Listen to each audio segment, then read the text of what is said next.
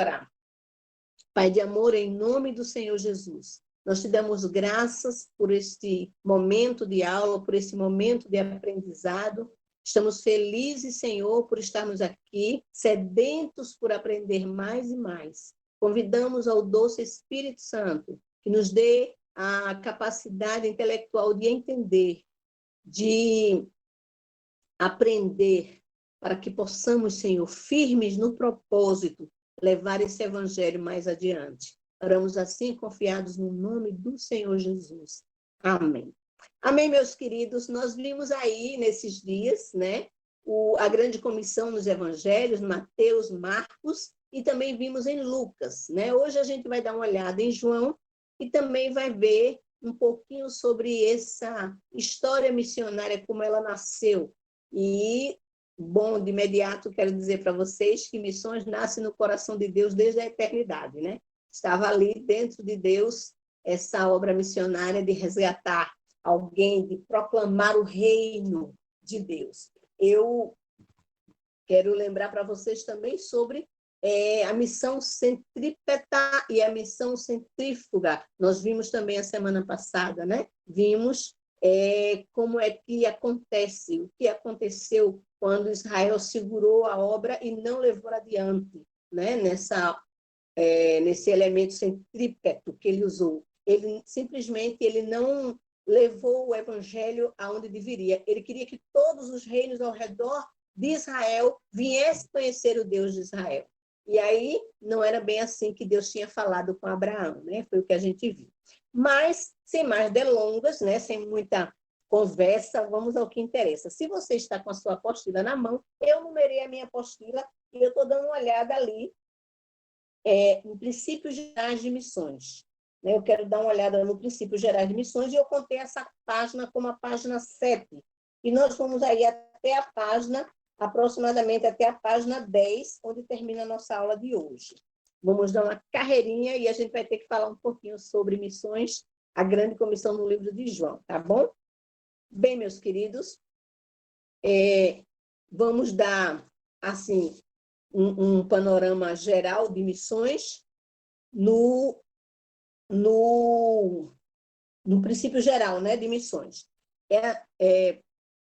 Já sabendo que missões têm tudo a ver com Deus, sabendo que missão nasce no coração de Deus, como eu estava dizendo para vocês, lá em Gênesis capítulo 1, versículo 8, Deus dá uma ordem ao homem e diz ao homem que ele cresça e multiplique. Então, a ideia de Deus era que esse homem crescesse de tal forma, ele enchesse e povoasse a terra. Ele diz frutificar e multiplicar e encher a terra. Então, realmente, Deus queria ver a terra povoada, né?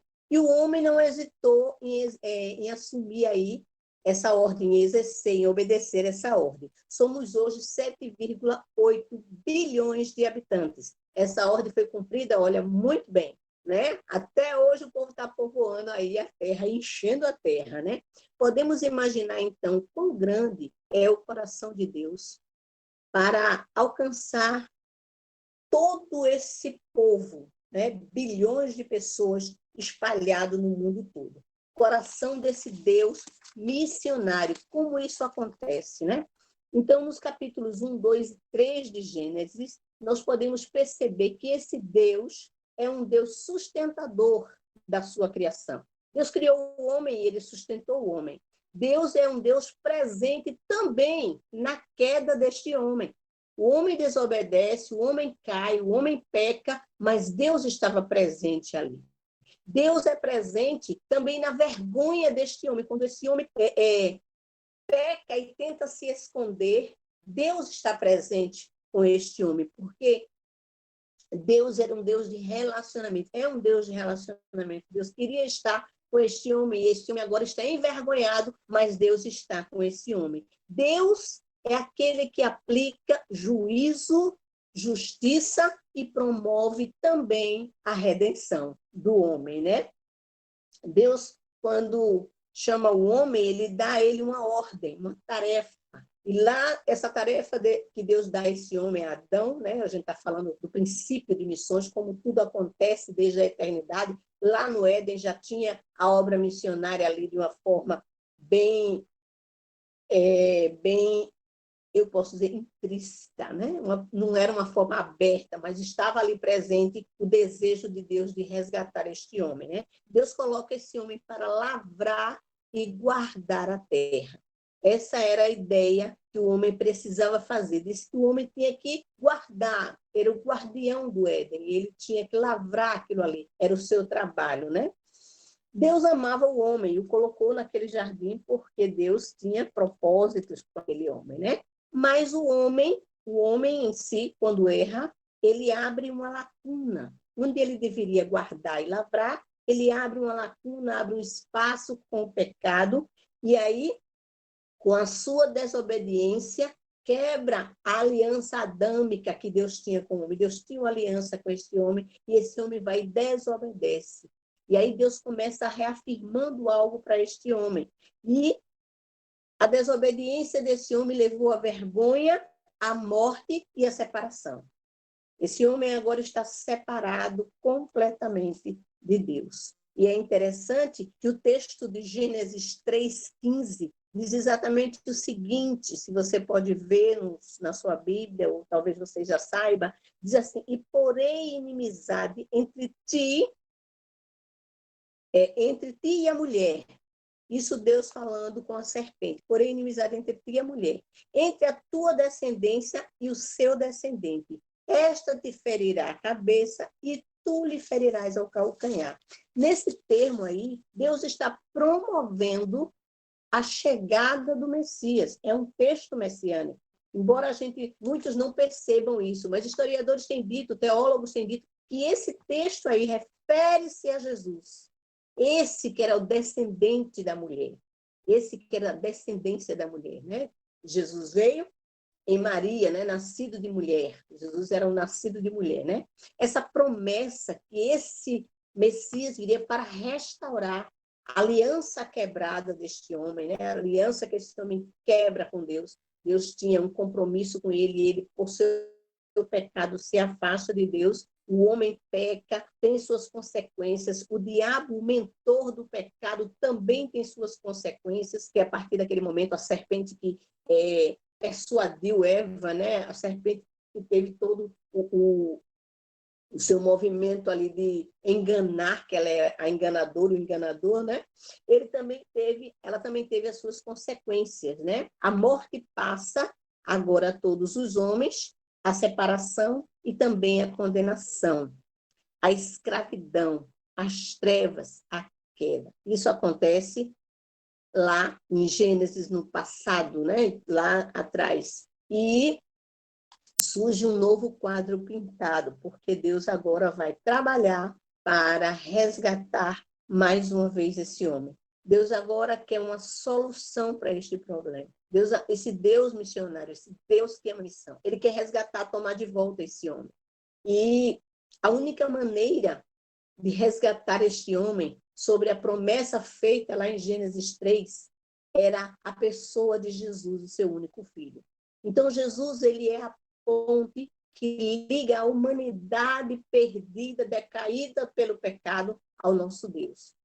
Jesus Cristo, ele é a solução. Jesus Cristo vem para destruir o império das trevas. Jesus Cristo vem para aniquilar com o pecado, destruir o pecado. Esse era o trabalho de Jesus quando veio ao mundo, né? O trabalho missionário dele. Ele veio enviado por Deus para destruir as obras de Satanás. Obra que escraviza, que nos deixa cada dia mais distante de Deus. O pecado nos põe para baixo. Não tem como um homem pecador se aproximar de Deus se primeiro ele não se encontrar com o Filho de Deus, né? Tem alguns textos aí na sua apostila. Eu acredito que na página 8, se você virar, tem bastante texto, e eu fiz um resuminho aqui dos textos, e eu queria que você acompanhasse comigo. Rapidamente eu vou dar uma lida, porque tem outras coisas que eu tenho que falar com vocês, e eu vou dar uma lida rapidamente. Em Gênesis 3,15, Deus faz a promessa sobre o descendente da mulher.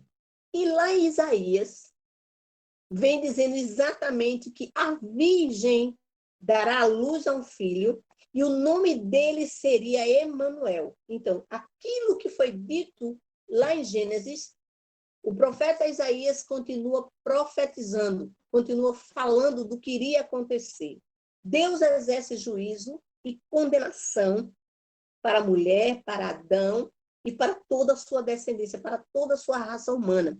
Gênesis 5, 18 e 19, Romanos 5, 18 e 19, nos diz que sobre todos os homens veio o juízo, sobre toda a humanidade veio o juízo. Esse juízo vem com a morte de Jesus, porque lá na morte de Jesus, todo homem morre com ele. Aquele que crê. A Bíblia diz que João 3, João 8:32, não estou lembrado, João. Diz assim, eu, quando for levantado da João terra, oito trinta e todos dois. atrairei a mim. L 8:32. 8:32, né, pastor? Valeu, pastor. E ele diz que ele vai atrair todas as pessoas dele. Então, há juízo para condenar o homem pecador ali em Cristo, né? Esse Deus missionário também pensou na justificação.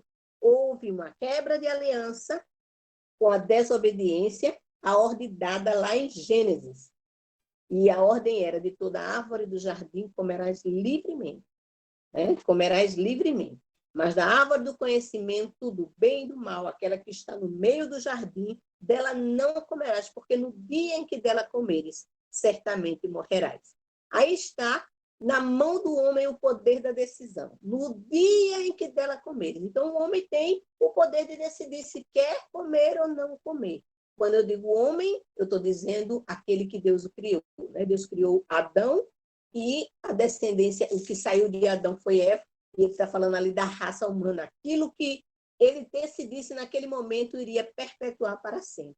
Então, o homem agora, ele é enganado, ele é ludibriado, ele é enfeitiçado, sei lá o quê, pela serpente, né? A Apocalipse 20:10 diz assim, o diabo enganador, a antiga serpente. Apocalipse se refere à serpente lá do Éden como o enganador, aquele que enganou, né? Foi assim que ele se apresentou para Eva, né?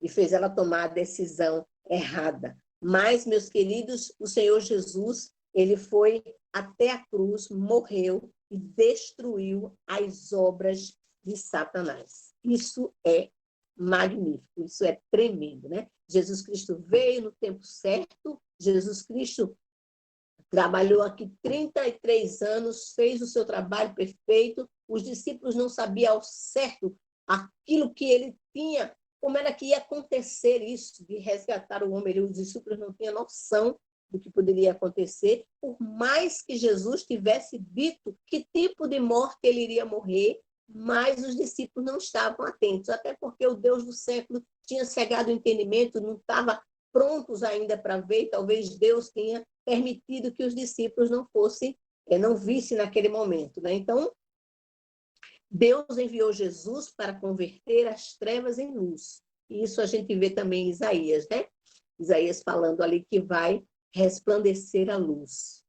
E Jesus morre, Romanos 16:20 diz que Deus esmagou Satanás debaixo dos seus pés. E se você puder dar glória aí, dê glória comigo, glória a Deus, né? Onde todas as coisas se convergem em Jesus Cristo. Porque dele, por ele e para ele, em Jesus, são todas as coisas. Né? O Senhor Jesus derrama seu sangue na cruz, sua morte derrota aquele que tinha o império da morte é destruído, e agora todos aqueles que estavam sujeitos à escravidão eterna são libertos pelo poder do sangue de Jesus. E esse Deus missionário busca o homem perdido através do seu Filho. Isso é demais, porque ele desfaz o corpo do pecado em Cristo. Então, Deus começa a resgatar este homem do pecado. E é interessante dizer para vocês que quando Deus faz isso, ele resgata esse homem, ele estava com o propósito de ter milhões e milhares de pessoas de volta para ele, né? Por isso que Jesus Cristo veio, ele veio comprar para Deus homens e mulheres. Amém? Eu queria dar uma olhada com vocês no texto de João. O texto de João na Grande Comissão diz assim, ó, vou abrir aqui para vocês, não sei se dá para ver, aí, pastor, me ajuda. Oi! Novamente Jesus disse, Dá para Pai ver, seja sim. Pode convosco. falar, dá para ver. Dá para ver, pastor? Novamente Jesus disse, Pai seja convosco, seja com vocês. Assim como o Pai me enviou, eu vos envio. Aqui a gente percebe a grande comissão em João. João, ele trabalha de uma maneira rápida, objetiva, é esse trabalho. João descreve o que Cristo falou e registra, assim como o Pai me enviou, eu vos envio. Esse é o texto da grande comissão no Evangelho de João. Eu queria falar um pouquinho do Evangelho de João, é coisa rápida, mas é preciso ser falado. João é considerado, o Evangelho de João é considerado por alguns historiadores o livro mais importante da teologia. Alguns historiadores falam que esse livro ele tem tem resposta para muita coisa, né? E aí a gente vê o livro de João escrito por esse discípulo que era conhecido como discípulo muito amado. João é aquele que também escreveu o livro de Apocalipse. João era aquele discípulo que estava mais próximo de Jesus. João não teve a morte que os outros discípulos tiveram. João teve uma morte, segundo historiadores também, uma morte natural lá na ilha de Patmos, quando escrevia e terminava, fechava o cânon do Apocalipse, né? E João, ele era o irmão de Tiago, ele era filho de Zebedeu. João era aquela pessoa pacata, mas que era próxima de Jesus, e foi o último discípulo a morrer. Vale salientar. Então, João teve muito que escrever, né? João teve muito para escrever. Enquanto os livros de Mateus, Marcos, Lucas, são chamados evangelhos sinóticos, porque na sua narrativa eles têm semelhança naquilo que eles falam, naquilo que eles escrevem, né? Mateus apresenta Jesus como rei. Quando Mateus relata esse Jesus, ele relata como um rei que vem estabelecer o seu trono entre os judeus. Já o livro de Marcos, Marcos vai apresentar Jesus como servo. Marcos retrata Jesus como aquele que estava pronto para servir, como aquele que estava disposto a lavar os pés dos discípulos. Jesus era aquele que servia à mesa. Lucas, quando ele escreve, ele apresenta Jesus como um homem perfeito. Lucas já vai falar de Jesus como homem. Um homem que sente dor, um homem que chora, um homem que é Deus, mas também tem sentimentos humanos. Lucas consegue retratar Jesus como este homem perfeito, né? 100% Deus, 100% homem. Mas quando João vai falar de Jesus, é bem interessante, eu acho que é por isso que os teólogos gostam muito desse livro. Quando João vai falar de Jesus, João vê Jesus como Deus. João não vê Jesus como rei, João não vê Jesus como servo, João vê Jesus como homem, mas João escreve na perspectiva de que Deus veio a este mundo. Jesus Cristo, ele é Deus conosco, ele é o Emanuel, ele está conosco.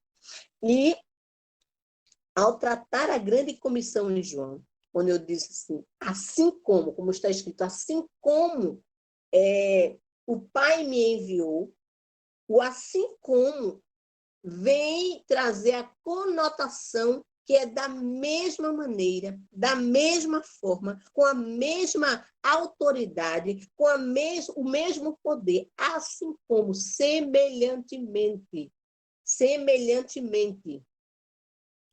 igualmente, do mesmo modo que o Pai me enviou, agora eu também vos envio. Olha aí, Deus enviando Jesus e Jesus enviando os discípulos. Com o mesmo poder de curar, com o mesmo poder de libertar, com o mesmo poder de expulsar demônios, com o mesmo poder de ressuscitar mortos. Essa foi a tarefa que Deus nos deu na grande comissão. Então, isso acontece conosco quando a gente está efetuando a grande comissão. essa autoridade, esse poder. Ele diz que toda a autoridade foi dada a ele, a Jesus, e agora ele reparte essa autoridade, parte daquilo que é dele, ele passa para nós, né? A autoridade de realizar o trabalho de pregar as boas novas de salvação, não é isso? A autoridade de Jesus é repartida conosco, nós, comigo, com você. Jesus tem poder para enviar. Então, eu posso afirmar, sem dúvida, que não é a igreja que envia, não é o pastor que envia, não é uma instituição que envia. Jesus é o agente enviador da obra missionária. Ele diz, assim como o Pai fez comigo, eu agora faço com vocês. É Jesus que envia. E quando Jesus envia o missionário precisa ter essa convicção que ele tem sido enviado por Jesus. A igreja tem a sua participação? Sim, claro que a igreja tem. A igreja tem a participação, mas não é a igreja que envia. A igreja precisa ver que Deus está enviando aquele para poder a igreja chegar junto e apoiar o missionário, né? E Jesus dá autoridade ao homem para fazer a tarefa, e Jesus vai junto, e Jesus nunca nos deixa só. Eu acho isso tremendo, né? Toda a minha vida na obra missionária, eu senti perto o Senhor Jesus. E era tão interessante que na hora de mais dificuldade na obra missionária, no campo missionário, aonde eu estava, na hora de aflição, na hora de tristeza, né? Esses últimos 5 anos para trás, alguém pôde orar exatamente naquela hora que eu estava passando pela luta. E escreveu um zapzinho dizendo assim, acabei de orar por você. Gente, a gente percebe o quanto Deus vem conosco na obra missionária, certo? Eu acho interessante o ditado que diz assim, manda quem pode e obedece quem tem juízo. Como eu tenho juízo, se Jesus me mandar eu ir, eu vou, certo? Então, Jesus enviou os discípulos, e os discípulos agora tinham o mandato de Cristo, e valia a pena fazer a obra. Então, os discípulos tinham como fazer a obra, porque ele tinha essa ordem de Cristo para fazer do mesmo jeito que Jesus fez. Interessante que o exemplo era de Jesus, né? Assim como o Pai me enviou. Então, era para olhar o que Jesus fez para que a gente pudesse fazer. Tudo que Jesus fez, falou, mostrou, ele deu sua vida como exemplo. Ele se mostrou como exemplo. Jesus habitou entre nós. Jesus inseriu-se na nossa cultura. Jesus, ele deu testemunho sobre o reino de Deus. Jesus viveu aqui, não pecou. Jesus amou incondicionalmente. Jesus se entregou completamente. Tudo isso, meus irmãos, fazem parte, né, de uma vida missionária. Tudo isso que Jesus passou na Terra precisa fazer parte agora da vida missionária, né? E Jesus tinha o seu reino lá no céu. Então, quando ele é enviado ao mundo, ele vem fazer missões transculturais, porque ele sai do seu reino de santidade e vem habitar aqui entre os pecadores, né? Então, ele vem aqui cumprir também a tarefa da missão transcultural. Esteve entre nós por 3 anos, exercendo o seu ministério missionário. E o texto que eu queria ler com vocês está ali em Filipenses, capítulo 2, versículo 6. Eu anotei aqui para não perder muito tempo, e o texto diz exatamente o seguinte, que sendo em forma de Deus, não considerou que o ser igual a Deus, mas a si mesmo se esvaziou, tomou a forma de servo, fazendo-se semelhante aos homens, e achando-se na forma de homem, humilhou-se a si mesmo, sendo obediente até a morte e a morte de cruz. O que eu queria dizer a você com esse texto? Que sendo Jesus o Filho de Deus, sendo Jesus o unigênito do Pai Santo, ele obedece à ordem de vir a esta terra, deixou toda a sua glória, deixou todo o seu resplendor e veio habitar entre nós. E de uma forma onde que os homens bateram, os homens duvidaram, os homens não acreditaram, de certa forma, naquilo que ele era. No seu ministério, ele sofreu decepções dos discípulos, de um, de outro, mas ele veio cumprir uma ordem de Deus. E agora Deus o envia para fazer a sua obra, e ele, Jesus Cristo, nos envia. E eu queria dizer para nós que somos alunos, né, que eu também sou aluna, que a gente não deve achar que a obra é nossa e que a gente é o cara, que a gente vai fazer legal e que a gente é o hiper mega missionário, não sei o quê. Não. Se o próprio Jesus se humilhou à forma de servo, missionário, pastor, somos simplesmente servos deste Deus. Eu e você, aluno, somos servos desse Deus. Precisamos nos humilhar, estar perto, chegar junto. E olha que missionário no campo, ele sofre. Ai, missionário é para sofrer. Não, mas nós precisamos levar no nosso corpo as marcas de Cristo. Cristo em nós vai trazer algo que o mundo vai dizer assim, poxa, a gente fez tudo isso com ela, mas ela continuou nos amando, porque é do mesmo modo, assim como Deus mandou Jesus para amar o povo, porque sem amor não tem obra missionária. Então, Jesus Cristo veio para amar a obra missionária, para fazer a obra com amor.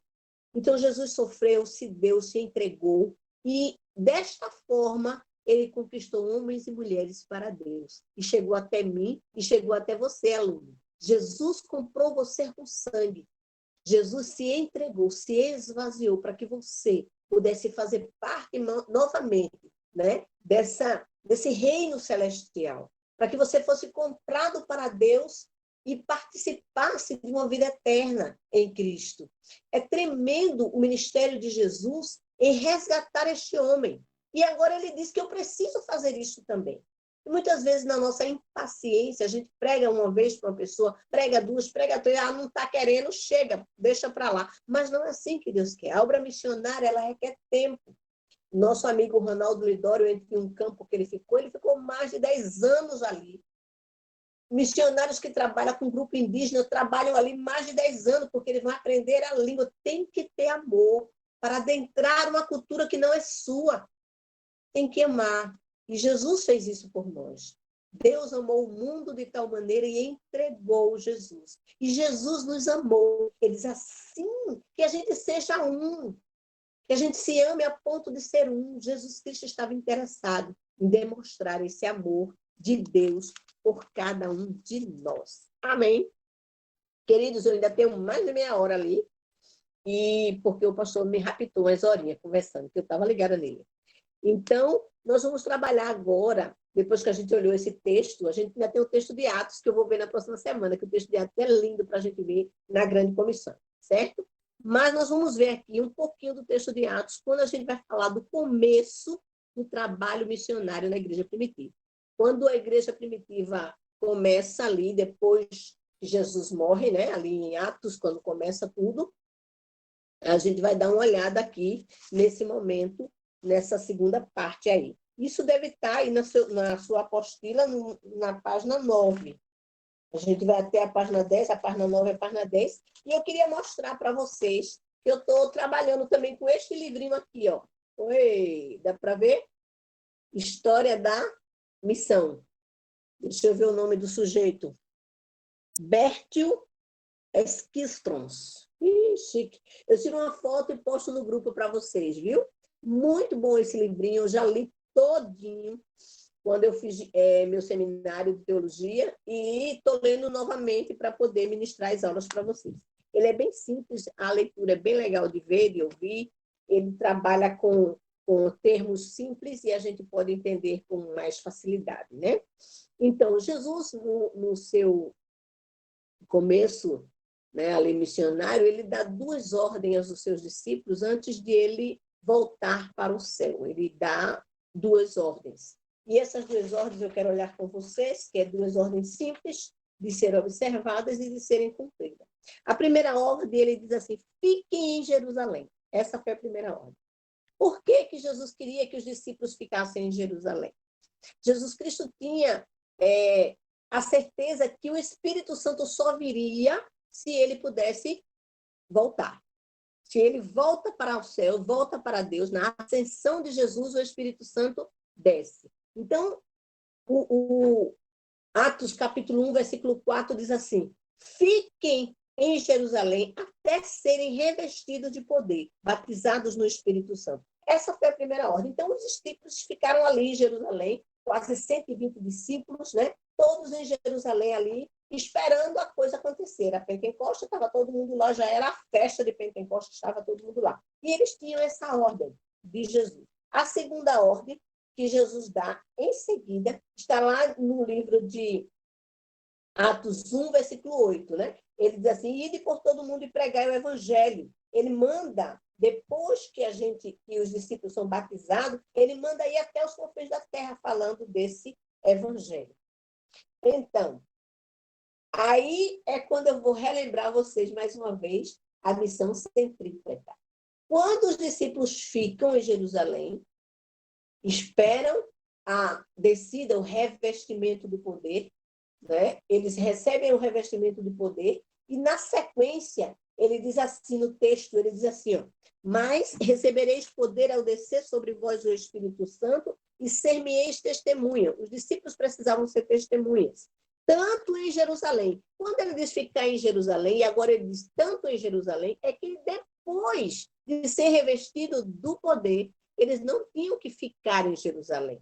Eles eram revestidos de poder para que o mundo pudesse conhecer esse Cristo.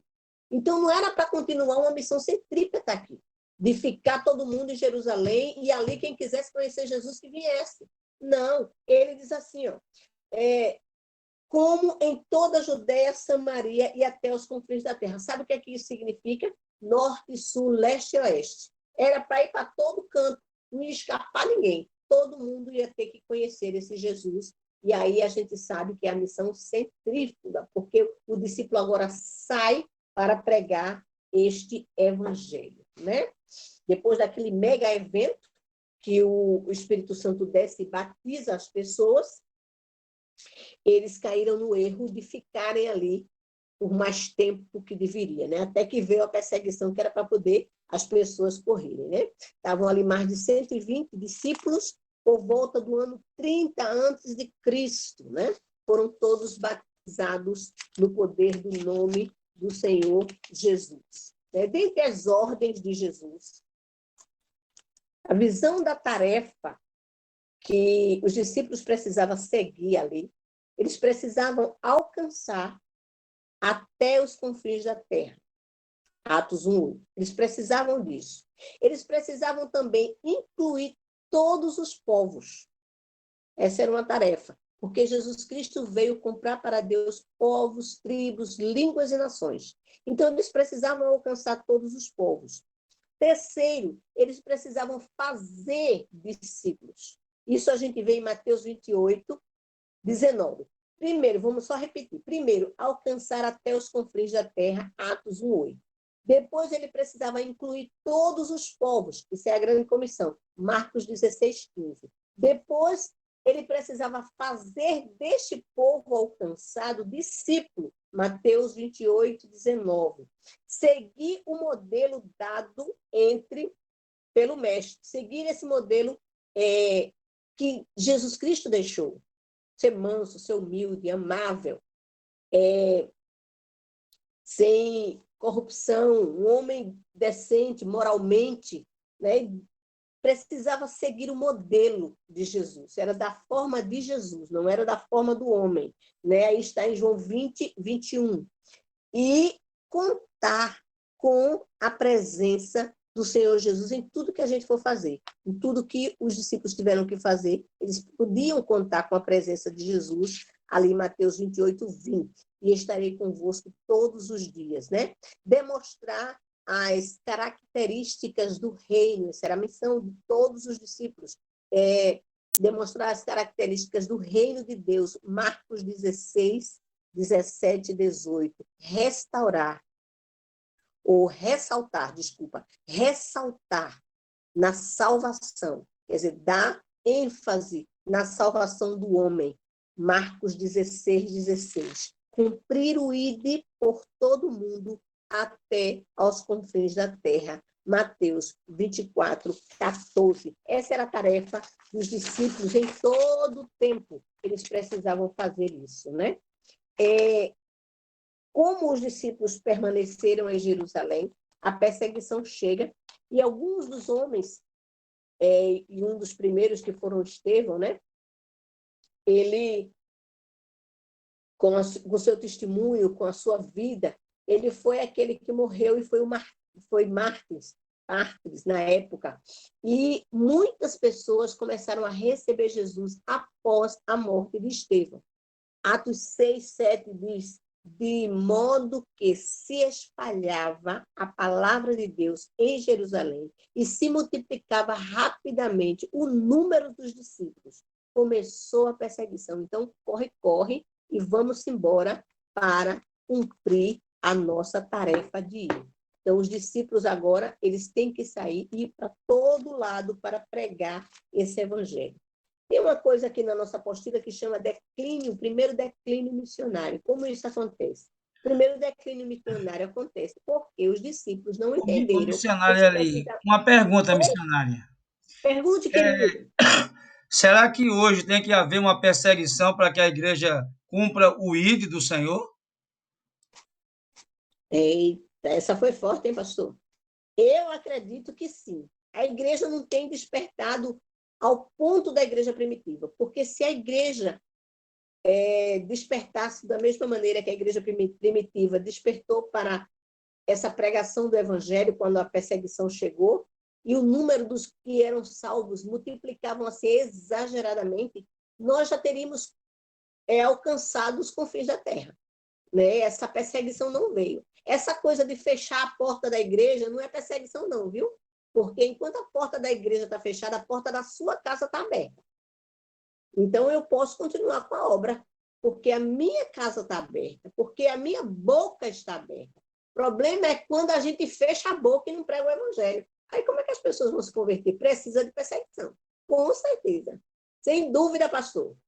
Alguém mais quer fazer uma pergunta? Desculpa, que eu falo assim e não paro. Mas a gente tem tempo. Vai, se alguém quer falar alguma coisa, perguntar, eu quero só dizer como foi que aconteceu o declínio, né? Iago, fique rindo não, viu? Eu estou aqui olhando para você.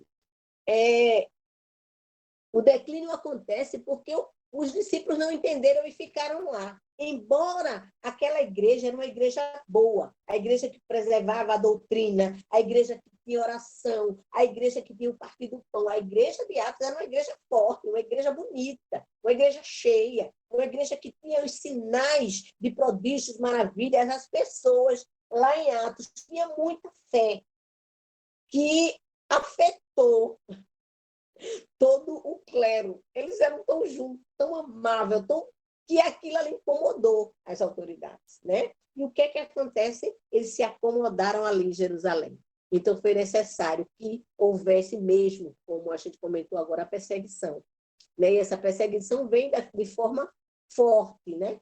A gente vê Saulo ali perseguindo cristãos e matando. Estevão foi o primeiro a sofrer com essa perseguição. Né? E aí a gente vai ver todo mundo se espalhando e o evangelho indo mais longe, como Deus queria, como Jesus tinha dito, o evangelho indo mais longe.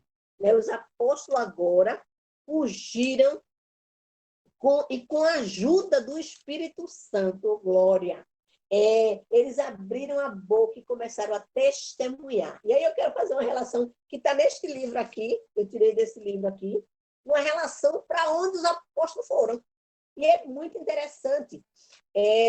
Como eu já disse, eu vou postar no Instagram, não, no Telegram, no grupo da gente, a foto desse livro, para que você possa, quem puder, né, ter esse livro, é muito bom.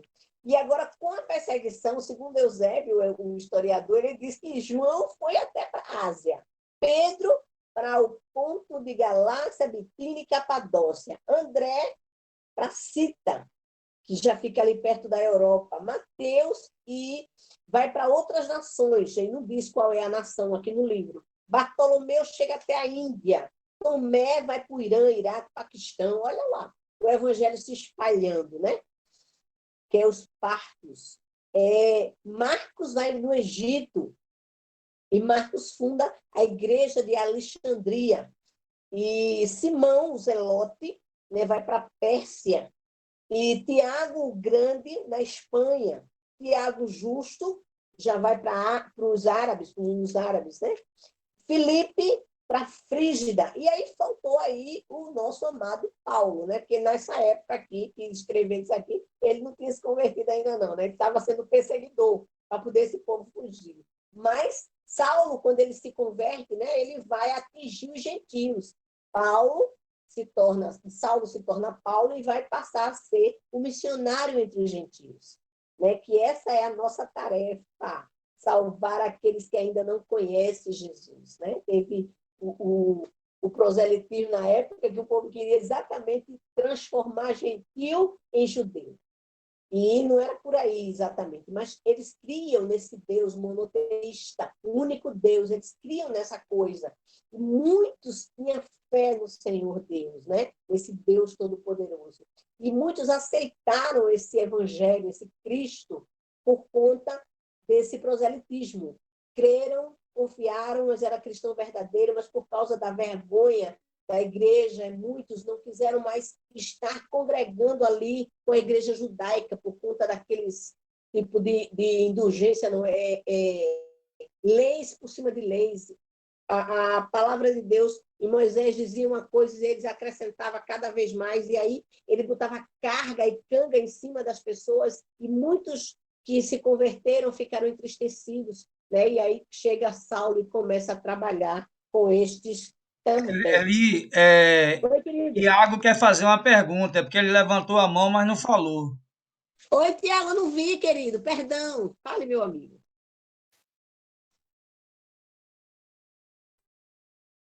Tiago? Tá ouvindo agora? Estou ouvindo. Fale, É que tá querido. desligado o microfone. Duas perguntas. A primeira, a senhora falou sobre o declínio da igreja primitiva. Qual é a base Isso. bíblica para esse declínio? E o segundo a senhora falou que os discípulos se dispersaram para anunciar o evangelho. Mas Atos não vai dizer que eles ficaram centralizados em Jerusalém? Eles ficaram centralizados em Jerusalém? Sim, verdade. Por conta dessa centralização de Jerusalém, por conta deles terem ficado ali em Jerusalém, houve esse declínio, porque não houve a obediência total à ordem. Porque a ordem era ficar em Jerusalém até que do alto eles fossem revestidos de poder. E quando a gente chega em Atos 1:8, e aí é a minha referência bíblica, ele diz o seguinte: para que vocês sejam, depois que forem revestidos de poder, testemunha. Agora, não era testemunha só em Jerusalém, percebe? O texto diz que não era só em Jerusalém. Ele diz assim, em toda a Judéia, Samaria e até aos confins da terra. Então, eles não poderiam mais ficar ali. Quando eles ficam, não tem crescimento do evangelho. A promessa de Deus é alcançar a humanidade. Hoje somos 7,8 bilhões de pessoas. Se esse povo continuasse em Jerusalém, esse evangelho não chegaria até mim. Você entende? Ele não chegaria até mim, eles precisavam sair. Então, houve sim a perseguição e a gente percebe quantos cristãos foram mortos, decapitados, os discípulos em si foram mortos de cabeças para baixo. Estevão foi o primeiro a ser martirizado com a sua morte. Muitos chegaram ao conhecimento desse Deus poderoso. Se você der uma olhadinha aí na sua apostila, não sei quantos leram, tem um ponto na prova para quem lê a apostila toda, viu? Se você ler a sua apostila, você vai ver o texto que diz que com a morte de Estevão, o evangelho, muitos se converteram ao evangelho, muitos. Eu não sei se eu consegui responder, querido. Não sei Conseguiu. se me fiz entender. Mas alguém tem uma pergunta? Eli, hoje o pessoal está tão assim, como é que eu posso, eu não sei o termo agora, está tão alegre, tão feliz, entendeu? Que não estão nem fazendo pergunta, porque você está dando uma aula online, que era o que todo mundo estava querendo. Eu também estava querendo, gente, de verdade. E eu discutia com o pastor o tempo todo. Pastor, dê um jeito aí, faça alguma coisa. E o pastor, eu estou tentando, mas graças a Deus hoje a gente conseguiu entrar online se é a misericórdia de Deus, se é a bondade de Deus, né? Eu quero dizer para os alunos que eu tenho orado por vocês, tenho pedido a Deus que Ele abra o nosso entendimento e dê a gente essa vontade de ministrar esse evangelho, de anunciar, de fazer missões aonde a gente estiver. Porque o campo, na verdade, ele é o mundo. Nós precisamos ir ao mundo pregar este evangelho. Alguém tem alguma pergunta? Eu estou encerrando aqui com a minha aula. E na próxima aula a gente vai ver o último texto, que é o texto de Atos, que é exatamente isso que eu acabei de ler, Atos 1:8, e a gente vai ver essa virtude do Espírito Santo, né? O que é que essa dinamite em nós, o que é que nos proporciona, né? E missões realmente ele é feito no poder do Espírito Santo. Missão não é feito por causa da intelectualidade humana. Missão não é feito por conta da ciência humana. Missão não é feito por conta de conhecimento bíblico demais. Não, missão é feito na unção do Espírito Santo. E quando o Espírito Santo está em nós de uma forma assim tremenda, e que somos cheios do Espírito Santo, nós podemos olhar para o perdido pecador e sentir a compaixão da mesma maneira, do mesmo modo que Jesus olhou para aquela mulher prostituta ali na beira do poço, né, em Samaria. Jesus Cristo tinha um amor muito grande pelas pessoas. E eu acredito que é isso que falta na igreja hoje, amar o nosso próximo. E aí levar essa mensagem que revoluciona, né? De todas as formas tentam calar a nossa boca, tentam impedir que esse livro seja propagado, né? Hoje eu vi um texto do pastor Hernandes Dias Lopes, ele falando que teve na Europa, teve no berço do presbiterianismo, teve ali, teve acolá, foi em tal canto, foi em outro canto, e as igrejas estão fechadas e transformadas em bares. Não tem cristãos nas igrejas. E ele disse que a culpa disso, o pastor Hernandes falando, que a culpa disso é que as pessoas não têm ensinado seus filhos a amar a Bíblia, a amar a palavra de Deus, a ensinar textos bíblicos aos filhos. E era exatamente isso que eu conversava com uma aluna minha da APEC, uma aluna que foi aluna da APEC minha, e eu dizendo para ela, olha, quando a gente ensina uma criança no caminho, quando a gente ensina essa criança a amar o culto, amar a palavra, amar a Cristo, memorizar a palavra, quando essa criança cresce, a igreja permanece firme. Por quê? Porque essa criança tem raiz. E o mundo quer desestabilizar o pequeno, o menor. O mundo quer desconectar esse pequeno cristão para ligar ele a uma total vida de internauta, uma tecnologia absurda, que todo mundo tem o direito de invadir tudo, e aí afasta essa criança de Deus. E a minha aluna dizia assim, eu estou ensinando minha filha alguns versículos bíblicos. E aí ela mandou a filha dela, ensinando ela o amor tudo pode, tudo suporta. E a menina estava falando exatamente isso. E eu lembrei para ela que quando eu tinha 6 anos de idade, como um testemunho para cada um de nós nesta noite, eu sabia o Salmo 23, eu sabia o Salmo 121, eu sabia o Salmo 91, eu sabia aqueles textos básicos como Mateus, como João, como aqueles textos que a gente precisa saber para afirmar a nossa fé, né? Aquele lâmpada para os meus pés é a tua palavra, porque Deus amou o mundo. Então, esses textos a gente aprendia em casa, porque a igreja ela tinha um concurso, e aí a gente tinha que decorar. E como eu era mais nova, né, sou a mais nova da família, eu não tinha como decorar, eu queria aprender. Então, meus irmãos iam decorando e eu ia decorando também. A mente da criança ela é aberta para o aprendizado. Então, se você tem filho, se você tem sobrinho, para com ele um pouquinho e planta a semente. Porque a semente do evangelho ela vai florescer no dia certo. Como o pastor Mário disse, eu realmente fui aluna dos filhos dele. Acho que de Joana, de Felipe também, né? Eu fui aluna não sei se eu fui de Emanuel, mas de Felipe eu fui. Mas é um tempo que a criança está aberta para tudo, aprende rapidinho. Sabe o que uma criança perguntou para mim? Deus fica velho? E eu fiquei sem saber o que responder. Como, meu filho? Não, Deus deve ser velho, porque para o tempo que a senhora diz que Deus existe, ele deve ser velho. Como era que eu ia responder isso para essa criança? Aí ele disse assim, tia, vamos fazer o seguinte, pense comigo. E Jesus? Veja, quanto tempo ele já morreu? Foi-se embora para o céu. Ele deve estar um velho. E agora? Como é que a gente faz para responder isso para a criança? Quando a gente trata de um mundo